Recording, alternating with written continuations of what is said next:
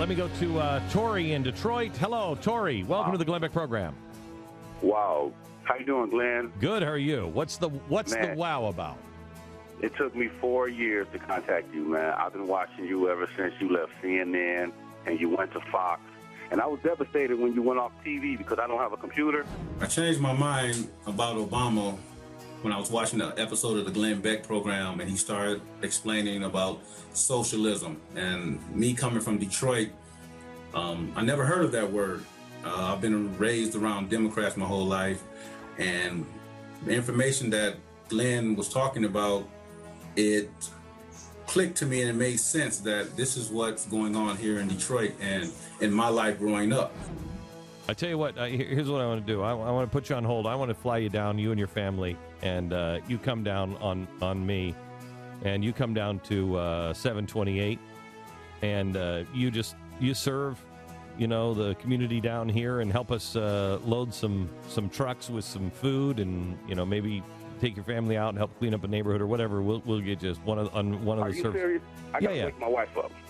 Oh my God, I would love to. This is like equivalent to maybe a Martin Luther King "I Have a Dream" speech for me, because I've heard about the Martin Luther King speech in Washington D.C., but to be a part of something that's big like this is very exciting. People have told me I've never heard of a black Republican, and I tell them, I say, I'm not a Republican, I'm not a Democrat, I'm a conservative libertarian, and I feel that we have to be independent as one and come up with the next big idea, the next big product for America, so we can become great and restore the faith, the hope, and the love that this country desperately needs.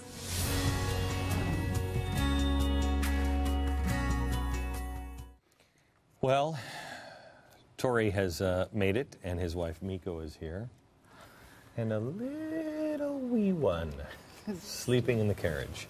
So we have to be quiet, because in my family, you wake them, you take them. I want to ask you, first of all, you were fired by SEIU because you were, or how did that work out? I remember something to do with SEIU. Yes, that's correct. I worked at a local hospital in suburban Detroit, and SEIU was our union representation.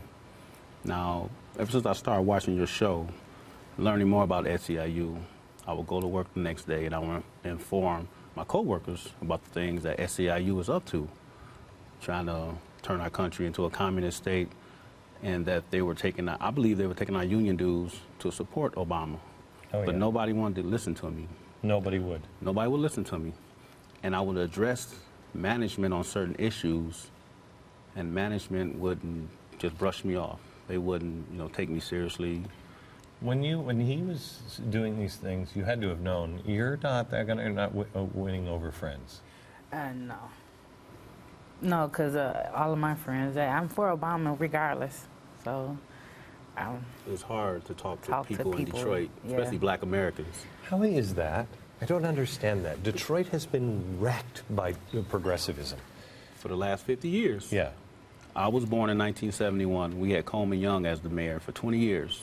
We had the crack era, prostitution, and it just ran the city rapid. We have blight that's still around. Well, we've had 4 mayors in the last, I think, 5 years. Yeah. Kwame Kilpatrick, and now we have Dave Bing, and he can't get anything right in the city. They're laying off cops, firefighters, EMS technicians, and it's a time bomb ticking, and I believe sooner or later it's going to be a riot. What are you doing in Detroit? Right now, I'm looking for work. My wife works for a local, was that automotive industry? Yeah. Detroit Diesel. Yes. And she's part of the UAW. Ooh. And she's going. How are you feeling about that one? Well, how are they feeling about that one? Right. Well, a lot of people, I'm like, do you know who Glenn Beck is? My husband, he's going on the Glenn Beck. You're right. So it's only one guy that knows. He knows. He listens to you. But we kind of talk about it like the union. I feel like sometimes just it works for people who don't want to do anything, and the people who do actually come to work, it's like I'm just paying union dues, you know, but. So you were blackballed by SEIU. I believe they didn't do enough to protect me, or they're not doing anything to protect the workers. So I feel that we are being scammed. You have a copy of my book, and you found that in the garbage? Yes. At my former employer, I found his book, Arguing with Idiots, at work, around a bunch of idiots, because they won't listen to me. And I found this book the same year when I found you on CNN. And then you moved to Fox. And so I have a notebook that I've collected 3 to 4 years of information that I asked people to keep a notebook, to keep notes, and you really did. I did every day. I would DVR you. If I didn't catch you at 5, I would catch you at 2 in the morning. That's so great. I have everything. I did my own research. What's the thing that you... Question with boldness. And when I started questioning with boldness, your life changes. Exactly. I started becoming an outsider. Not only at work, but at home, around my family, in the community, around my friends. Here comes Torrie. Listen, we don't want to talk to him, you know. And so I felt alone. And you know what you guys should do? Move to Texas. I'm just saying. What is the thing that you took away from all those notes? Well, what is the thing, if anything, that you say, I just wish I could get people to understand this one thing? The one thing I wish I can get people to understand is that we're all here together for the betterment of our country first. Because at the way things are going in the black community, it's not looking good, because we have a president who's getting more and more people dependent on him, like he's their father. I grew up in a welfare system. I got 2 other brothers. We all have different fathers. And I believe that if there was no such thing as welfare entitlements, my father would have been around. I never met him. And I do believe that because of the war on poverty that was started in the 60s, that broke up a lot of families, not just black Americans, all kind of families, because it made women feel, well, I don't need a man in my life because I have the government paying my bills, buying me food. Why do I need you? And I do feel that that's why I never grew up with a father, because of situations and issues like this. How can conservatives speak to the African American? Where are we blowing it? It's not conservatives. It's not us. It's black Americans that don't want to get past the race. Well, Bush was in office for 8 years. What has he done? That's their but what has Barack Obama done? I mean, it's all-time record high bad for the African American. Well, I can say this, speaking to people, well, I talk to some people, and I'm like, well, I'm not really for Obama, and they're like, well, the Congress wouldn't let him pass bills, and I'm like, why does everybody say the same thing? I'm like, have y'all really just listened to him? To me, he talks around in circles, you know, and I'm not really good at talking about political issues, you know, as someone else, but I'm looking at it from myself, you know, so I'm just like, they say the same thing, Congress didn't let him do this, or... Congress is blackballing everything, but I tell him, for 2 years he had a Democratic Senate and Congress, and he still didn't get anything done. Well, for years we've had a white president, and he's done nothing for... That's the excuse. For years we've had this, or for years we've had that. I said, you have to look at yourself. So, where do you go from here? Well, we keep pushing. We keep trying to put the message out.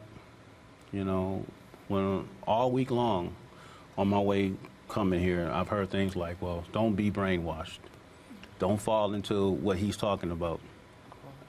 And it's like, if I don't agree with you, I'm being manipulated somehow through another way, because I don't agree with the way people in Detroit think. Well, yeah, but you will agree with me on everything. I mean, it's crazy. It's crazy that somebody says question with boldness. Never, ever take my word on anything. I put 50 pages of footnotes in the back of a book that aren't me. Most of them are from like the New York Times and everything else. And you say, do your own homework.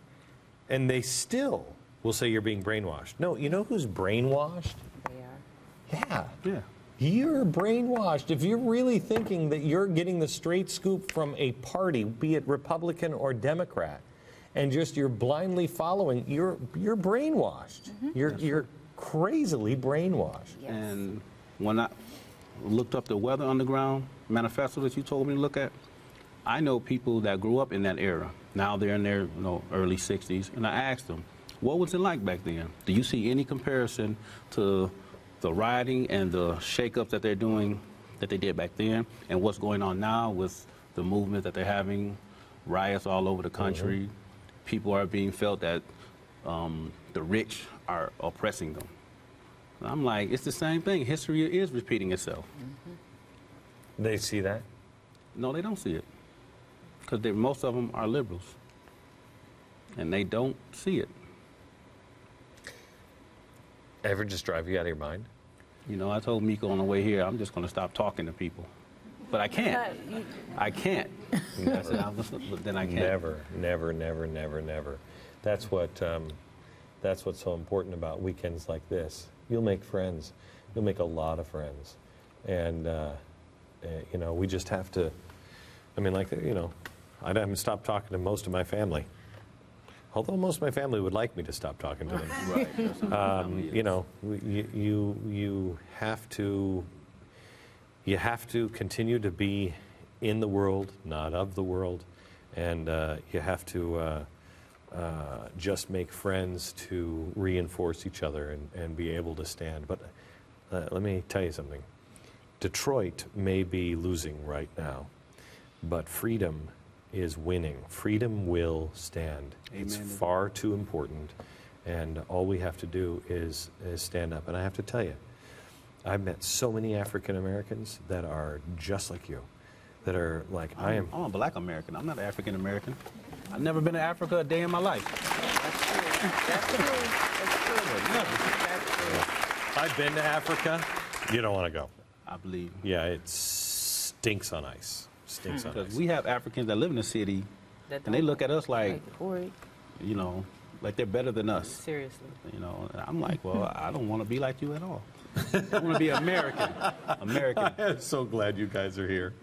I'm so glad. And we'll talk again next week on the radio because I want to hear your thoughts about what happened this weekend and the friends that you made and how it changed. Welcome. Welcome. Glad you're here. Thank you for having us. You bet. And by the way, he's looking for a job if you have one. Just email us. We'll get the email to him. Back in a minute. Thank you.